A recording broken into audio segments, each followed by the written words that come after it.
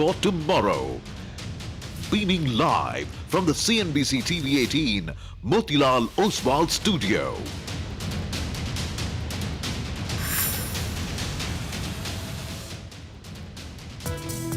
It's a mixed green, but more indices in the green than in the red. What people don't like to say about India, they're the highest tariff nation. They have the highest tariff of anybody.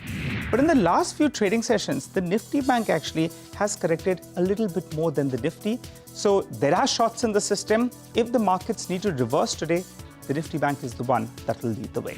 What it means is don't cut now, but give indication that there is space available. We're starting very quiet, flip-flopping around the flat line, 2 points up, 2 points down.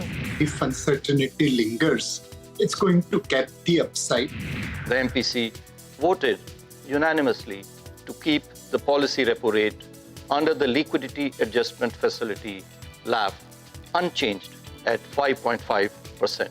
We are at the day's low right now, but that is something which was largely expected. There is close to 67-68% of market share in terms of custody value in the retail side that is actually sitting with NSDL. Some of the global uncertainties have already been factored in the revised growth forecast. Not a bad result that Bajaj Auto has reported for Q1 FY26. I'm not aware of any such communication. Some recovery finally. The Nifty is off 80 points from the day's low. That's courtesy the banking index, which is in the green.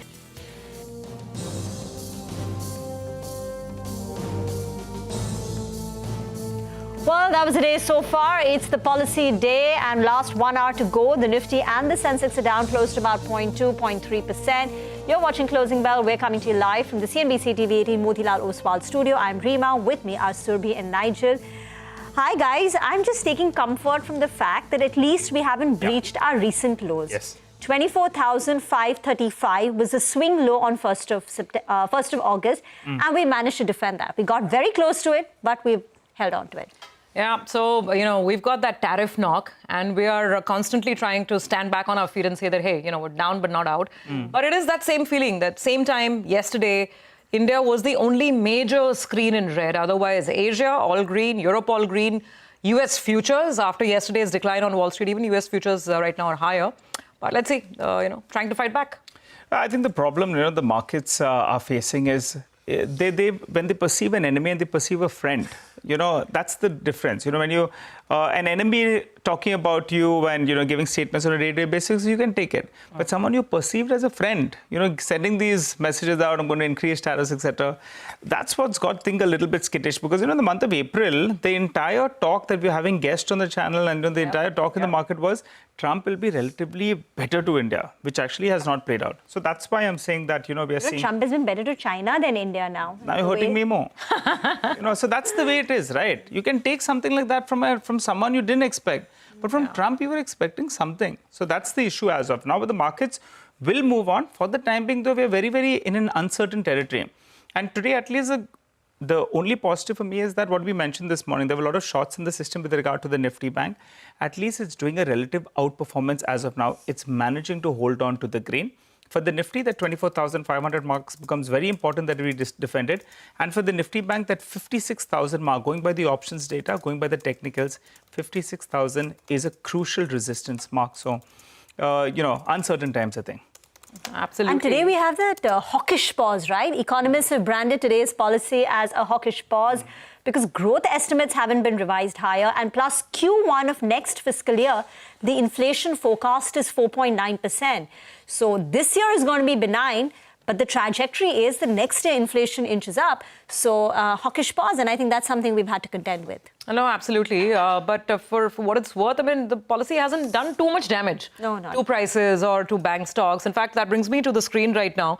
What we're seeing is an 82-point decline in the next 1 hour becomes extremely crucial, because we need to see if we can defend the earlier lows or whether we breach those lows. The low that the Nifty had earlier hit on Friday was around 24,520, 525, thereabouts, in that vicinity. So let's see how it plays out. Right now, banks are absolutely even, Steven, not taking a big directional view. But if you see where the weakness is coming from, IT again is down. Pharma is still feeling the blues, or feeling the greens, I should say. Dr. Reddy's, Sun Pharma, a lot of these pharma stocks are still tracking lower. Cipla is lower. So it's anyone's guess at this point in time. The mid-cap market is telling you the sense of unease and uncertainty. Yes. And guys, I was also looking at quite a few notes that have been coming in. I think the worry is second-order impact on FDI as well as FII flows. So, some sense of unease definitely out there. Well, that's right. I think we had Pidilite's numbers. Let's get that back up for you on the screen. But what was flashed on the screen actually was a little bit better than what the street was working with. So you look at, that's a corporate action. The 1:1 bonus is what's been issued. That's what's excited the street as well. But even if you look at the EBITDA performance, that's a beat. The top line was a beat as well as the bottom line. So all the three parameters that we have is a beat. And the cherry on the cake is actually they've gone ahead and announced that bonus. So explains why Pidilite now is zooming away. It's up close to around 2%. You like, better numbers in an uncertain market. It's being appreciated. So that's good news. I think the volume number that we're awaiting, the street is expecting between 8 to 10%. So we'll wait for the volume. For now, it looks like a good set of numbers. Well, it's an action-packed final hour of trade coming up on closing bell. Reserve Bank of India leaves the key lending rates unchanged following 3 consecutive rate cuts of 100 basis points total since February. Governor Sanjay Malhotra cites very little policy room left to support growth amid global shifts. On the earnings front, in terms of reaction, Bajaj Auto lackluster following a mixed set of numbers.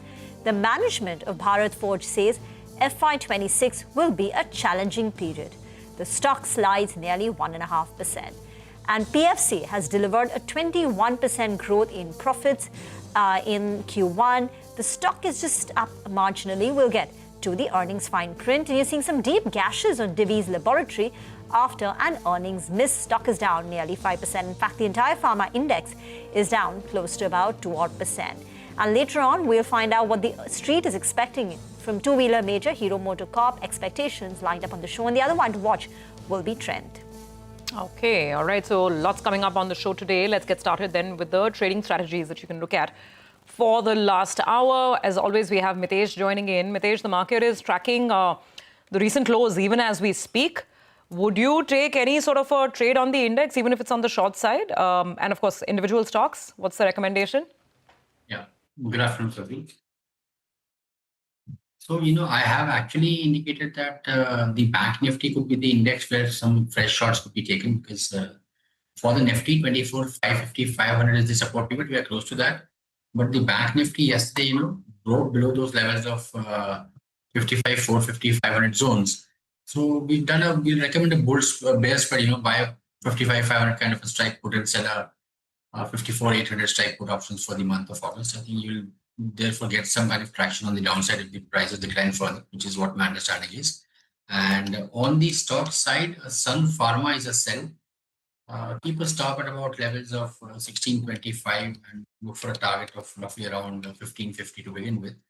And the other one is a sell on ONGC with a stop at 236 for targets of 228, 227. ONGC and Sun Pharma. Let's get in the action from the automotive space in terms of earnings. Bajaj Auto, mixed set of numbers. The stock is flat. Bharat Forge also on our radar. Sudarshan joins in with the fine print. So in the two-wheeler space, there were muted expectations from two companies, and those companies are Bajaj Auto and Heromoto Corp. Now, Bajaj Auto has come out with its numbers for Q1 FY26, and earnings have looked almost in line with expectations. So two major highlights were, first, realization has increased more than what we were expecting. It was up 4% year-on-year and 3% on a sequential basis versus expectation of 1% increase both YOY and QOQ. Margin has fallen below 20%. It has come at 19.7% in line with estimates, but after several quarters, company has reported margin below 20%. Talk about the headline numbers. Profit has increased by more than 5%. Revenue too has seen a jump of almost 6% versus expectation of 1% increase. The reason of minor increase in revenue was because of the volumes. Volumes on both sequential basis and year-on-year were up just 1%. That's the main reason there is a minor increase in revenue. EBITDA too has seen a jump of 3%, and margin, as I said, it has come at 19.7% versus 20.3%. But for both these companies, for the entire two-wheeler space, more than the earnings of Q1 FY26, what would be the important is what does company say about the outlook, especially as the festive season approaches. In one segment that company has been focusing is 125cc plus segment, and company is saying that it has gained market share. Now coming to Bharat Forge. So Bharat Forge reports both consolidated and standalone numbers. So on the standalone basis, numbers were slightly missed or almost in line with estimates, but consolidated numbers were better than estimates.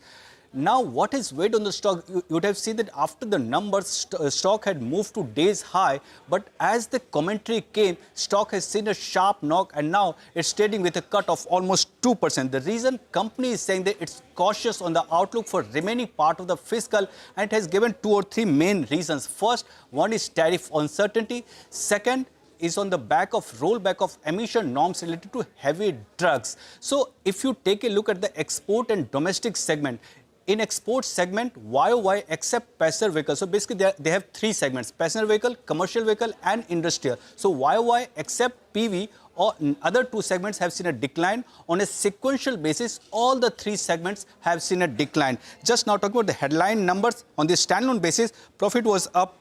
Revenue was down 5%, EBITDA has seen a fall of 9%, and margin has come in at 17.2% versus 18.1%. So numbers were better, but because of the cautious outlook, you have seen a fall in the stock price.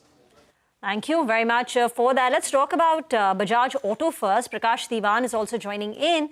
Prakash, the question is between Bajaj and TVS Motors now. These are the two-wheeler numbers that we have, which largely operate in a similar category. Eicher Motors is far more premium. Now, for Bajaj Auto, it's been 3 consecutive quarters of a 5 to 6% kind of a top-line growth. TVS Motors this quarter was a 17-18% revenue growth.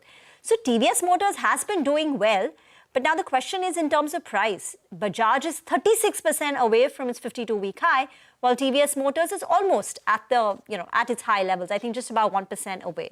So now between the two, which one would you go with? Good afternoon, Rima. So to be fair, I think both of them are at different points in their cycle, the growth cycle.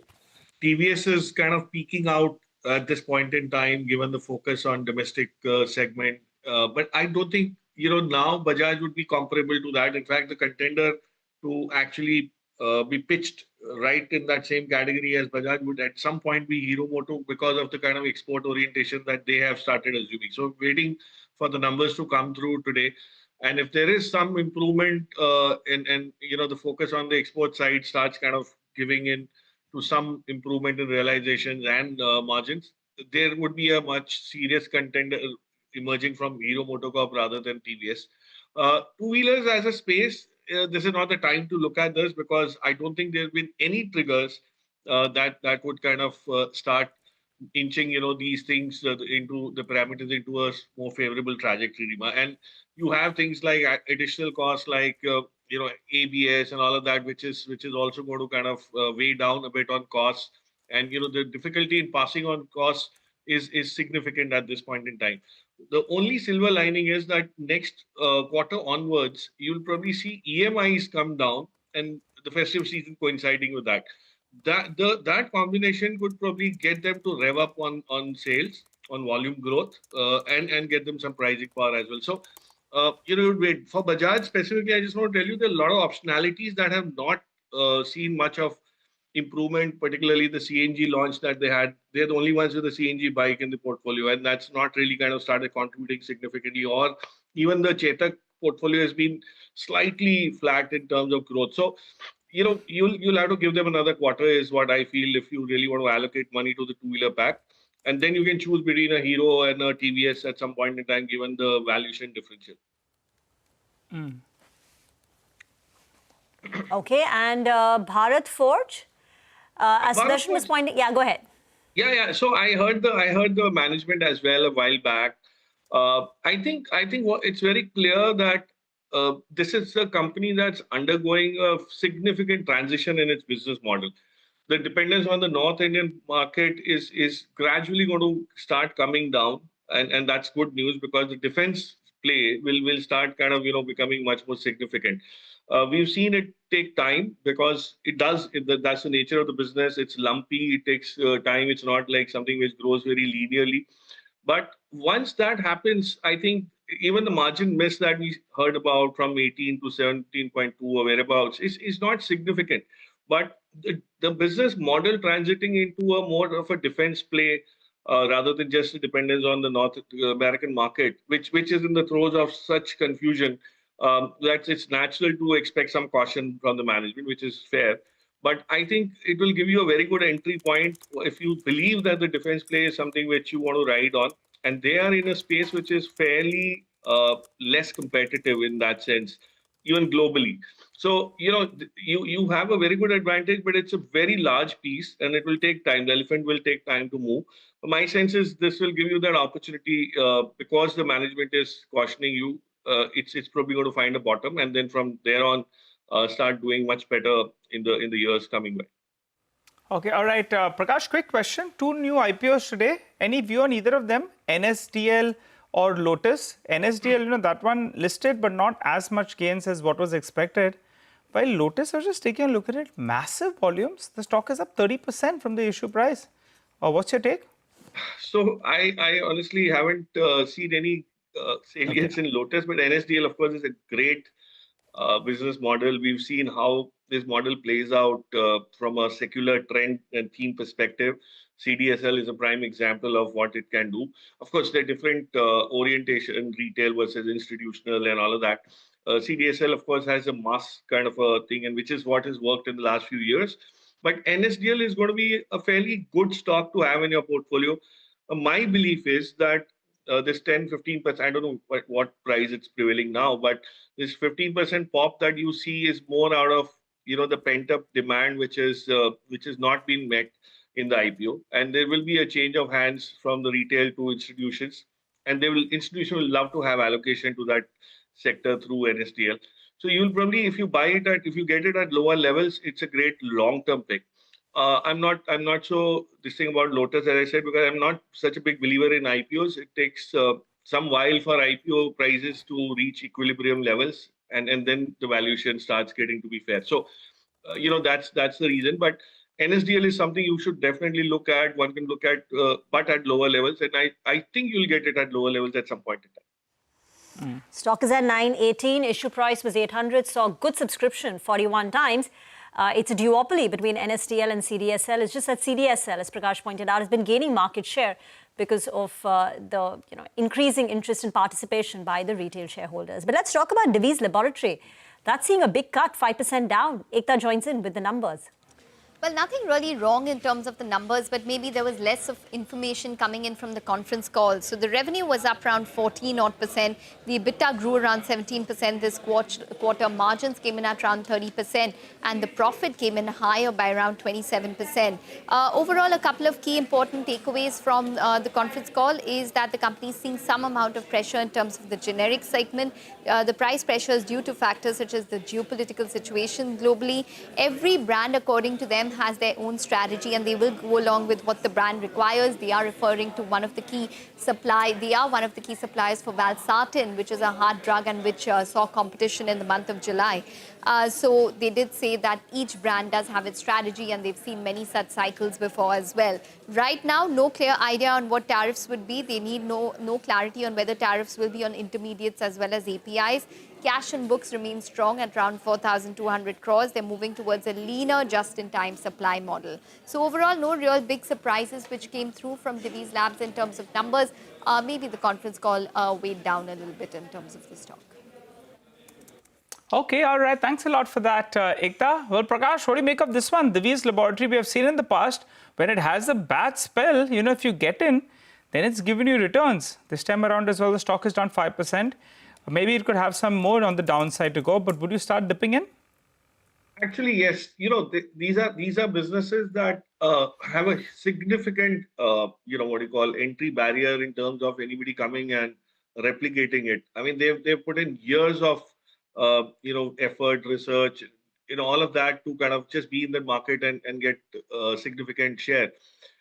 These quarterly dips we've seen, especially in pharma companies, is something which always has given very good opportunity for long-term investors to buy in. I mean, you take even the down and out stuff like Lotus, you look at Newland Labs. Of course, they're much smaller as compared to Divis, but We've seen this happen in Reddy's also. Dr. Reddy's went through a phase where things were not working out. They were behind schedule on a lot of launches, but that was the opportunity to kind of, build in.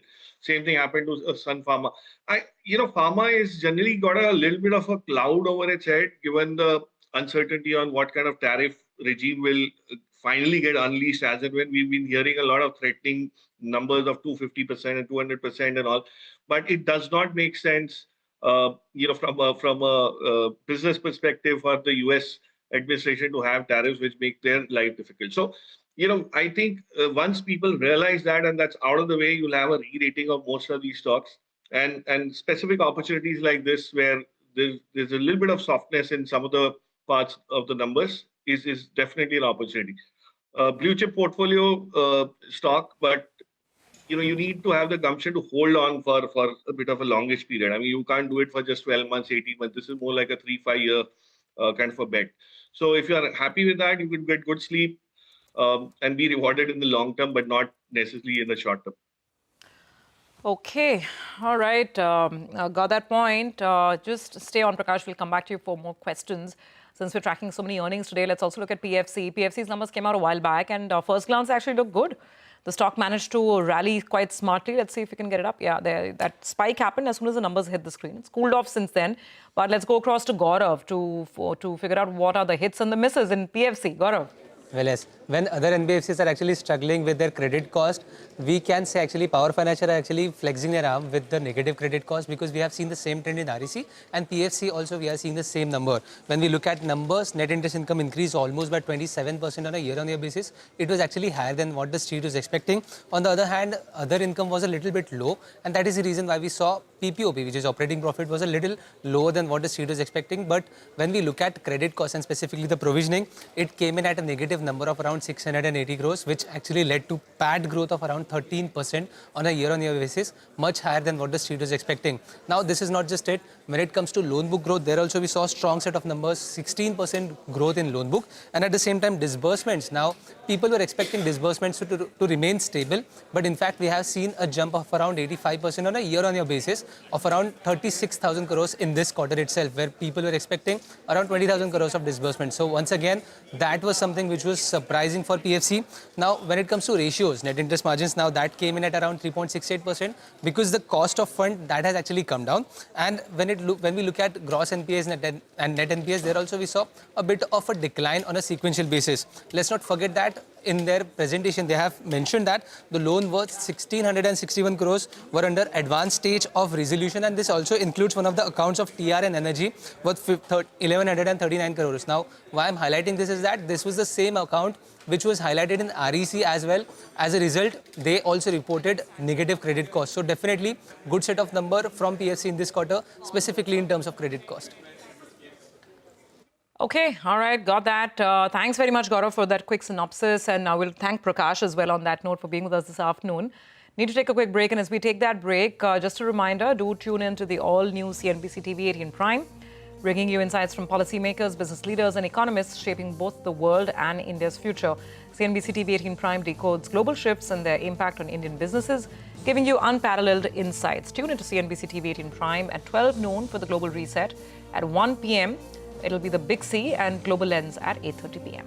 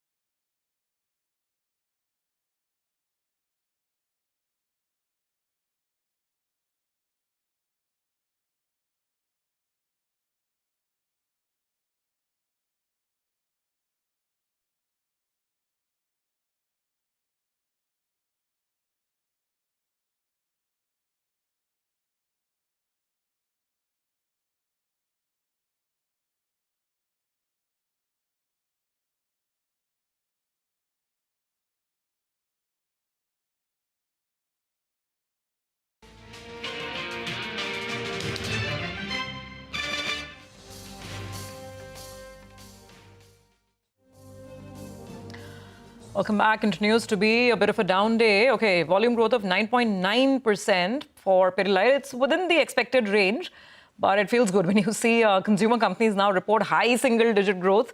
The market obviously likes the sound of that. The stock's cooling off a little bit from the peak. Let's talk about more buzzers. It's that time of the show when Hormaz joins in. Hormaz, no matter the gloom on the street, you always brighten it up with some interesting sparks. What's on the board? There are some sparklers today, both on the upside and some, well, you can say throwing water on those sparkles as well on the downside. We start off with the upside today first. Themis Medicare is the first one on the list today. And that 12.5% move is an earnings reaction. It's the biggest single-day gain since May of this year. We've already had 40 lakh shares traded on that stock compared to a 20-day average of just 1 lakh. But despite this move, the stock is down 60% so far in 2025, and this is going to be the first down year that the stock might possibly have since 2019. The other big mover today is Centum Electronics, and this is the biggest single day gain that the stock has had in a month. And here some interesting names have stake here. Prashant Jain's fund and HDFC Mutual Fund hold stake in the company, and we've already had 2 lakh shares that have been traded compared to a 20-day average of 10,100 and positive returns that the stock has delivered every single year since 2018. On the downside today though is WPIL, and that stock is down 12% in the last 2 sessions, a 6% fall today as well, a slight recovery from the lows. But before this 2-day fall that the stock had, in the 5 sessions preceding it, the stock had already gained 25%. Now here you have names like the Massachusetts Institute of Technology and Mukul Agarwal who own stake in this company. The other down mover today is Carraro India. That's an earnings reaction as well. It's down another 7.5 today, taking the 2-day fall down to 10%, and it had a big IPO, 704 crore was the issue price. It's already down almost 40% from those levels. 1.5 lakh shares that have already been traded compared to a 20-day average of 84,000. So another IPO that has been underperforming in recent times. And lastly, to round it off, Sarda Energy. Another day of gains, 7.5% higher. The stock has now moved 37% in the last 3 sessions. And the last 3 sessions have seen 4 crore shares that have been traded compared to a 20-day average of around about 15.5 lakh shares. And with this move today and in the recent past that you have seen, the stock has turned positive on a year-to-date basis. So big movers on either side of the spectrum, but more towards the down than the up. Okay, all right. Thanks a lot for that, Hormuz, for giving us that quick, neat wrap. Sarda Energy, yesterday they sounded very optimistic with regard to their numbers. EBITDA number of more than 2,000 crores that compares with around 1,200 crores. So you're talking about a massive growth in this year. And besides that, the debt has already come down from 1,500 crores to 1,000 crores. They're saying they're going to incur a capex of around 750 crores, but yet the debt will come down to around 500 crores. That explains why the street does like that, and that's why just take a look at it. Post its numbers, it's been rocketing. But, the market's a little bit jittery. And when things are difficult, you turn to your big boy. And the big boy that the bulls have turned to this time around is Reliance Industries. It's come out there. It was trading mildly in the red. It's moved into the green. And I think the chart will tell you the reason why the Nifty has recovered. Because Reliance Industries has come out to bat now for the bulls. Sustaining this gain that we've seen, this move that we've seen the last few minutes, is going to be crucial. That said, well, let's get a view coming in from Pashupati Adwani, founder and chairman of Global Foray. Hi, Mr. Adwani. Good afternoon. Good to see you in, as always. Trump, what do you think he's going to do next? I mean, it's a shocker. It's spoiled sentiment. But would you be using this kind of an opportunity to get in? Or do you think things are too uncertain? There's a bullish argument. Our exports are less than 1.5% of GDP, etc. We know all of that, right? I mean, it's going to pull down GDP by 20, 30 basis points or thereabouts. Would you be looking this uncertainty to buy, or would you stay away? I'll tell you one thing. I'm probably going to stay away simply because he is unfortunately extremely unpredictable, and we don't know whether he's coming or going, and every day he produces a new number.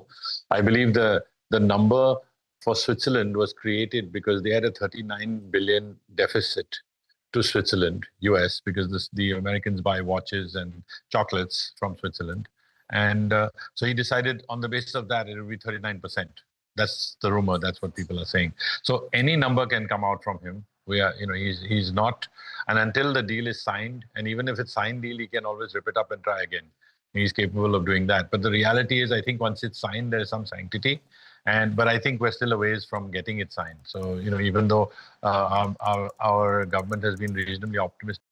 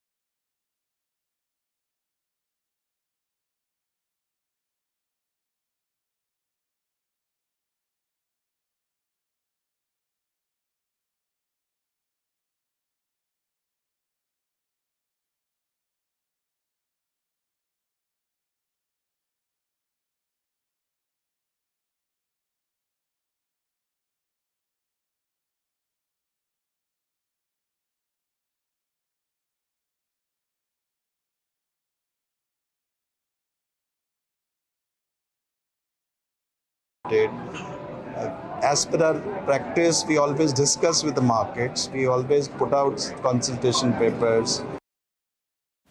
The exchanges have to provide the solutions to the markets depending on what the regulatory framework is. So depending on whatever SEBI wants, naturally the exchange will have to comply.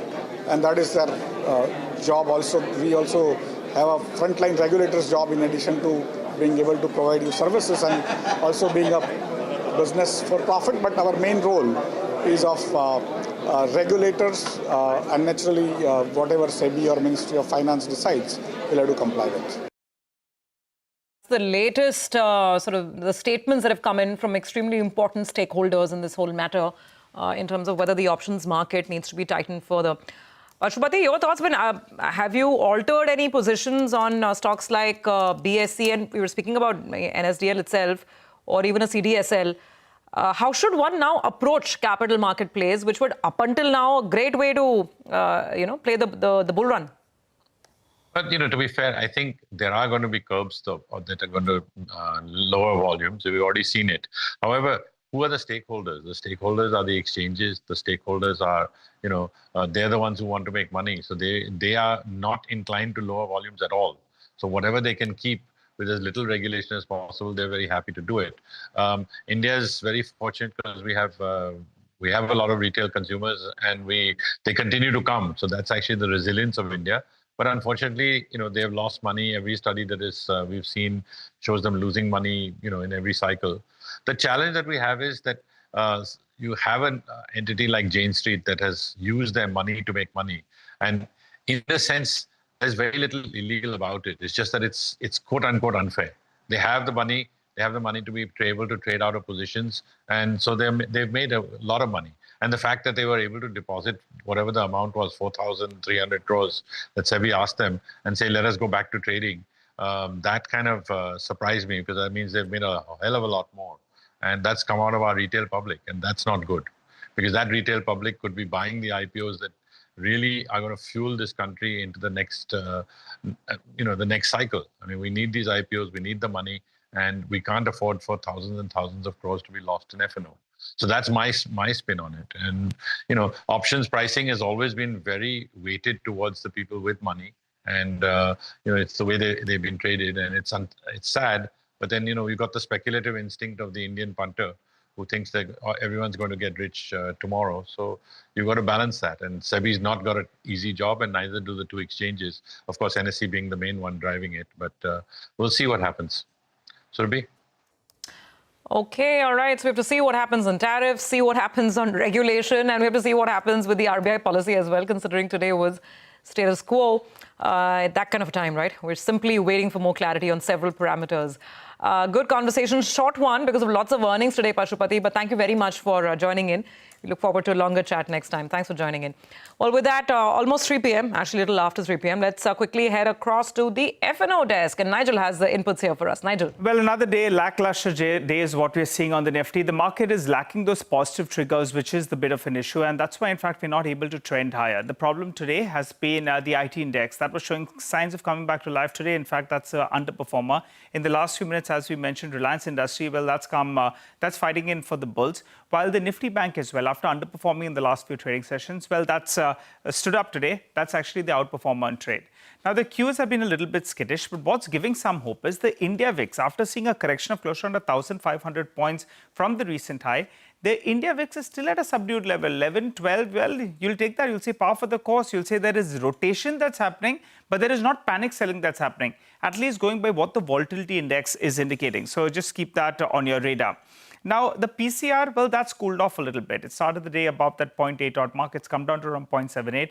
As we normally say, at around 0.65 odd, that's when you see a bit of a short covering bounce, because that would tell you that the call writers, they're having a gala time, right? It's getting a little too easy. Going in there, writing calls, the premium is getting eroded, and they're pocketing the money. So even in today's trading session, that 24,600 call, well, there's an aggressive writing being seen out there.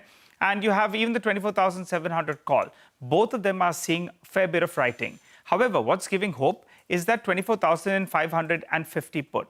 That as well as seeing some addition. There's a mix of activity actually happening out there, because for those that believe there's going to be a sharp decline by the time the contract expires, which is tomorrow, they could be buying that strike, but otherwise there is some signs of writing. So the important levels you're looking at, 24,450 to around 24,500. We cannot breach that mark on the downside. The Nifty has been making lower lows, and that's a crucial support level that you're looking at. On the upside, the 24,800 mark, extremely important level from the bears. The bulls will want to somehow get past that mark. So that's going to be the important mark you're looking at. Stocks that we're looking at, Jindal Stainless has seen a big recovery from the low point of the day. And it's come with some long addition. It comes out with its set of numbers. So that's one stock that I'm looking at. IFL Finance as well. If you got the futures plate up there, you'll see that there is some long addition being seen out there. Relative outperformer up close to around 3.5%. And a stock we don't talk about very often with regard to stock futures. But that's Keynes. Out there, you're seeing some unwinding of positions. Remember, it had a good set of numbers. The stock ran away out. Today it appears there is some unwinding that we're seeing on that particular counter. So short point being, the Nifty Bank needs to get closer to around the 56,000 odd mark. That will help the Nifty move to around the 24,800 odd mark. But for the time being, we're in a bit of a band, trading towards the lower end. Back to you guys. Gadda, thank you very much for that. Get into a break. We'll come back and get you a check on what dealing rooms are saying in our segment East Street Chatter. Also a few BTST calls.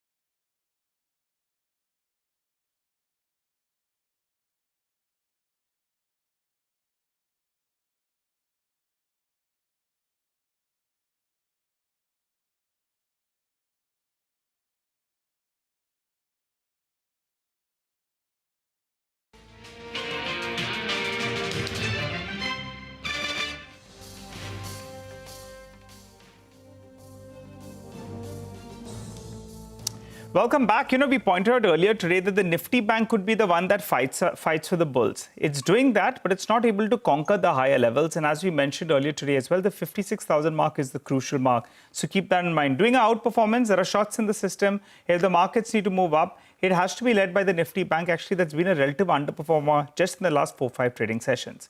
That said, let's move to D Street Chatter. Nimesh joins in to tell us what is he picking up. Nimesh. Hi, Nigel. Another day of consolidation, but luckily, the Nifty is able to defend 24,450 on the downside. That's a very crucial technical level to watch out. If that gets taken out, the sense is that you could see further selling pressure, especially from retail and HNI categories. So that's the level to watch on the downside. From a flow perspective, a mixed day is what I understand. Unlike yesterday, where I could say that there is buying interest, today seems to be a bit of a mixed day from a larger institutional point of view. The sector which outperforms today is banks, thankfully because of no change in the policy. And also, there is a bit of churn now within the sectors as well. So all the export-facing sectors are seeing a bit of selling pressure. So today, for instance, IT is down, pharma is down, the EMS companies are down, and a bit of buying back into the domestic-facing sectors like banks and also. That churn seems to be happening at a sector level. But broadly, from a flow perspective, a neutral to a mildly positive day. But I guess given the F&O position and the short position, any positive news could lead to a bit short covering rally as well. So watch out for 24,450 as a big support on the downside for the Nifty. 24,450 on the way down. For now, we're holding on to 24,550 comfortably. Yeah. Nimesh, what about stocks? So the first stock on my list is Adani Energy Solution. The stock has recovered from the intraday low after a very large block. Nearly 1.8% equity got changed hands today in a block deal. I understand one of the largest domestic mutual fund was a buyer in today's block deal. So the disclosures would be quite interesting in Adani Energy Solutions. That's the first name. The second stock is PB Fintech. Well, the stock has been consolidating post the earnings. We reported about a acquisition as well. But in PB Fintech, what I'm picking up is maybe there could be a large block deal in PB Fintech very soon. So that's the second stock. Additionally, I guess watch out for Eternal as well, which is Zomato. Even in Eternal, there is an indication that there could be a large block, a clean-out trade possible in Zomato very soon. So that's also a stock to focus on. The third stock is IIFL Finance. Nigel spoke about a long position in IIFL Finance. But I guess there is buying interest from larger HNIs, is what I understand in IIFL Finance. And for the trigger, or for the news matter, I understand there could be a fresh hiring in the housing finance business of IIFL Finance. So that's the trigger on which the stock has been buzzing off late. And the last stock is Asian Paints. I spoke about a bit of focus shifting towards the domestic plays. Asian Paints stands out in terms of very aggressive buying today. And I understand a leading long-only fund has been an active buyer as well. So that adds up on why Asian Paints is buzzing in trade today. Okay, all right, got that. Nimesh, thanks very much. So lots of buzzers as always. We'll keep them on our radar. Let's quickly get back to Mitesh for some final trading advice. And the market, last I checked, it had managed to at least hold its own. So we haven't breached the lows that we made on Friday. That's the saving grace as far as today's action is concerned. Mitesh, final verdict and any stocks for either BTST or STBT? Yeah, I think the point you highlighted will be that Friday's low is held on and this band of 24,550, 500 is important. But in case you break that, then I think, we should brace for some more downsides on the index, and possibly we could then even look at a test of, 24,400, 380, which is a minor pivot, but broadly 24,200. So I think that's the area which I'm looking at. Having said that, I have a STBT on Concord. Trading near the day's low. I think Concord is an STBT with a stop at about 561 for targets of 544. And a BTST on Cummins India with a stop at about 36.15, 36.17, a target of 36.60. Okay. All right, Mitesh. Thanks very much for that. You have a good rest of the day and we'll catch up again with the market tomorrow morning. For the time being, let's also address some index changes that we're anticipating from MSCI. This would be a review of its standard index on the 8th of August. Vivek is here with the potential changes. Vivek? Well, that's right. So MSCI, this is the passive index that we are looking at. So they will announce the changes of the index review, and this will happen on August 8, 2025. The adjustments, mind you, will happen on 26th of August, 2025. So which are the stocks that are likely to make the cut into the MSCI Standard Index, the index that we track closely? First one is Coforge, Hitachi Energy, Swiggy, Wari, as well as Vishal Mega Mart are expected to make the cut and get included into the index. Coforge could see flows of as high as $480 million. Remember, all of the flows are estimates as per IIFL Capital. Hitachi Energy, Swiggy, Wari, and Vishal Mega Mart all expected to see inflows of a little over $200 million. On the other hand, there are a couple of stocks that are expected to be deleted from the index as well. So Thermax, that particular stock could see outflows of close to $132 million. And Sona BLW Precision, a stock that's been in the news a lot quite lately, that too is expected on the back of underperformance to exit the index and could see outflows of close to $172 million. So overall, it's a net inflow event that is anticipated. 5 additions and 2 deletions are likely this particular index review. Thank you very much for that. Let's get to the big story of the day. That's the RBI Monetary Policy. On expected lines, rates were unchanged. But the tone of the policy turned out to be a little more hawkish than the market was expecting. Why is that? Lata is here to tell us more. Lata. Well, the RBI didn't cut. That was always expected. The shock for the market was that the year-ahead forecast for the quarter April-June 2026 turned out to be 4.9% CPI. When the repo rate is 5.5 and 4.9 is the inflation, for 0.5%, real rate, you can't cut rates. That was the message that was coming in. The market was kind of asked to, wring out its expectations of a rate cut, even on the growth front. The Reserve Bank retained that 6.5% GDP forecast, called it robust. And, so growth-related reason to cut rates also was not being provided by the Reserve Bank. When I proactively asked the governor, have you already included the tariff-related impact? He said, remember, we brought the GDP down from 6.7 to 6.5. At that time, we did take in, global impulses, and that's why we cut. So the market was left with a feeling that if growth is robust and inflation is so much higher a year ahead, where is the case? But my own sense is there were 3, in fact, repeated instances when the governor said they would be data dependent. He said it in response to my question, that is in the first minute of the press conference. In the 5th minute, he said again, we will move meeting to meeting, we will policy to policy. And again later on, he said that he cannot preempt what the MPC will do in the future. So my sense is that growth is going to be very strong in this quarter, the April-June quarter, because, you can see the rural sales, and also both Q1 and Q2 has a very poor base effect. Because of the base, remember last time Q2 was all of 5.4%. Because of that base, we are going to get a 6.5% growth perhaps for the first half. But by the time we come to December, there would have been probably a couple of Fed cuts. There would probably be more evidence of severe second half fall, probably because of the global situation being so murky, that the RBI may look at the 1 year forward from next December, or they may point to growth. My sense is the door is shut perhaps for the September policy. I'm not quite convinced it is shut for December or for the forthcoming February, April. My sense is that if the weakness in growth and the 1 year forward inflation starts to look less ferocious, there could be a space, but not in the next policy. Okay, so the wait maybe for the next rate cut gets a little longer. That's the takeaway from today's. And that is what the bond market has also done by increasing the 10-year yield by 5 basis points, and the swap rate also not indicating an October cut. Sure. Okay. So that explains the market's mood as well. And not so much on equities, but more visible on the bond side after the policy today. And the cheer on the bank side. Yeah. The banks have not fallen They've much not fallen actually. NIM pressure is less. Otherwise, we have enough clouds of tariffs and so much more. But at least from this perspective, there's still hope in the future in terms of rate cut. Thank you for that, Lata. Well, we have to take a quick break. And here's a reminder for our viewers. You can unlock a world of exclusivity, expertise and influence. Become a member of CNBC-TV18 Access, our premium members-only experience on CNBC-TV18.com. The membership includes access to CNBC-TV18's flagship events, interactions with our journalists, along with curated studio tours, e-learning sessions and masterclasses, and curated lifestyle benefits.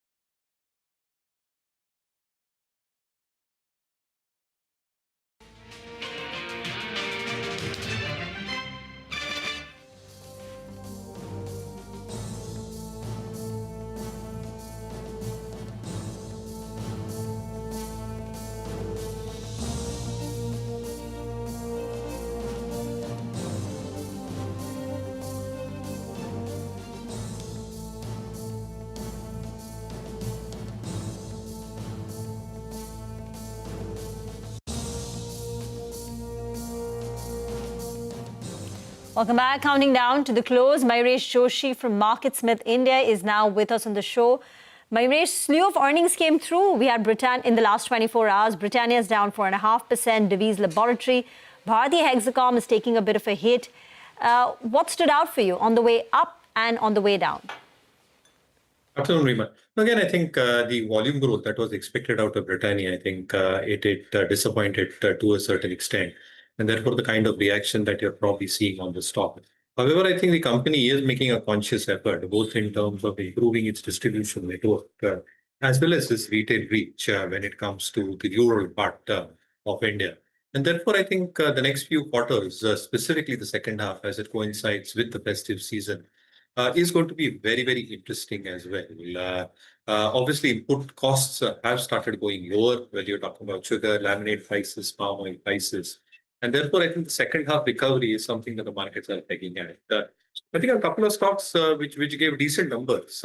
I think Transvail Writing and Blackbuck, which is also called as Zinca Logistics, decent numbers which are probably getting reflected. And out of the blue, I think Ajmera Realty has shot up as well. I was just looking at the internals for Ajmera Realty as well. What has really worked for them this quarter has been the collections have been relatively better.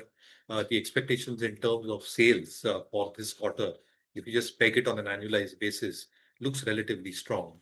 And the reduction of debt onto their books. Somewhere I think these 2-3 numbers probably stood out from the list. But did you buy any of them? An Ajmera or a Zinca? No, I think we do not own anything like any of them. But Transvail is a very interesting story out of the three. Rima, I think what they're probably doing in terms of their integrated facilities, obviously, I think conductors, solar EPC, railways, order book is pretty decent. They're executing well. It's a 12% margin business. I think it's not a significant improvement either sequentially on a year-on-year basis. But again, I think the absolute number which has probably come from the EBITDA, they posted, if I'm not mistaken, 200 odd crores. A simple extrapolation in terms of them replicating this on an annualized basis over the next 3 quarters might actually mean that the top line and the bottom line might grow at 20-25%, which is very, very good in an environment like this. Okay. All right, Mayuresh, stay on. We'll quickly go through market close. And the close has not been very inspiring. The Nifty is down 82 points. Like I keep saying, the silver lining is that at least we've not broken Friday's lows. We haven't broken the recent trading range, but we're very close to it. So where did the hit come in from? Pharma stocks, of course, have been weak today. So Sun Pharma, Cipla, Dr. Reddy's, all of them down between 1 to 2.5%. Sun Pharma actually is the worst performing stock on the Nifty with a cut of 2.5%. IT has not been providing much hope. Wipro, Infosys, cuts of about 2 to 2.5% on these stocks. HCL Tech also lower. TCS is down another 1%.